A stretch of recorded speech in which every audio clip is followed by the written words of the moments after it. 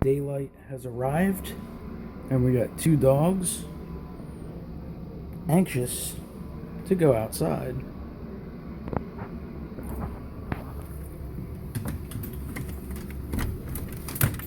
Okay.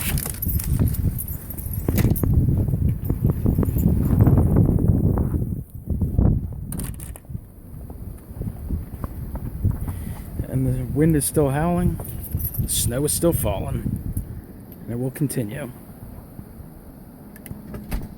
The wind is really whipping up here, picking up like crazy, as the blizzard of 2016 continues to pound southeastern Pennsylvania.